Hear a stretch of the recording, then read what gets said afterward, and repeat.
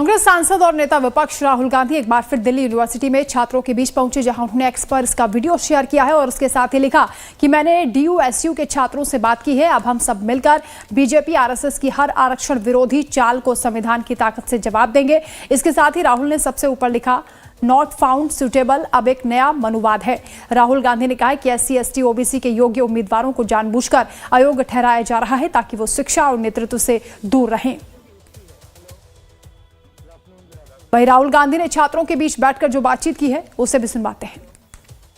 सब SC ST OBC community को अभी भी सर इंटरव्यू बहुत फेयर नहीं है। मेरा JRF अभी 1-2 महीने में लैप्स होने जा रहा है, अभी भी मेरे को एडमिशन नहीं मिल रहा है। देखिए, मैं भी इसी सिस्टम से निकला हूँ, मैं भी मतलब इंडियन एजुकेशन सिस्टम से निकला हूँ। आपको क्या लगता है कि इंडियन एजुकेशन सिस्टम में जो दलितों की हिस्ट्री है, आदिवासियों की हिस्ट्री है, बैकवर्ड OBCs की हिस्ट्री है, क्या वो पढ़ाई जाती है?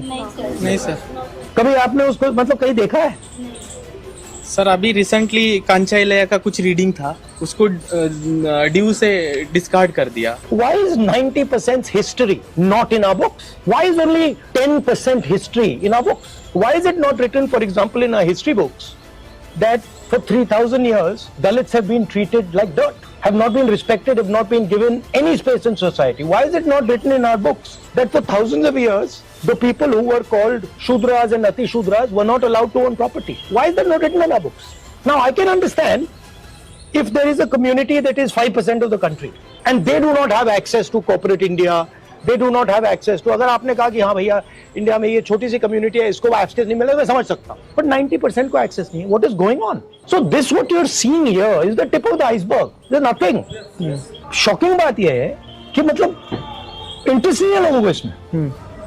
नहीं सर, कास्ट सेंसस बहुत यूजफुल रहने वाला है। ये एक बिल्कुल रियल पॉपुलेशन साइज बताएगा कास्ट सेंसस। दूसरी बात, जब हमें रियल पॉपुलेशन साइज के बारे में पता लगेगा तो हम एक फेयर रिजर्वेशन पॉलिसी बना सकेंगे। हमें सोशियो इकोनॉमिक कंडीशन के बारे में पता लगेगा। सुनिए, इन पॉलिटिकल सिस्टम मनी कहाँ से आता है? Corporate India. वो आपका है? नहीं। आपको मिलेगा? नहीं। दूसरा है कॉन्ट्रैक्ट्स, ये जो इंफ्रास्ट्रक्चर बनता है। तेलंगाना में हमने चेक किया, सारे के सारे कॉन्ट्रैक्ट्स की लिस्ट निकाली और हमने देखा भैया ये कॉन्ट्रैक्ट्स किसको जाते हैं। एक भी कॉन्ट्रैक्ट दलितों को, आदिवासियों को, पिछड़ों को नहीं जाता। कैसे पॉलिटिक्स करोगे आप? हम लोग पॉलिटिक्स कर भी नहीं रहे हैं, हम लोग पॉलिटिक्स में यूज हो रहे हैं। वो दूसरी बात है। तो what is the danger of caste census?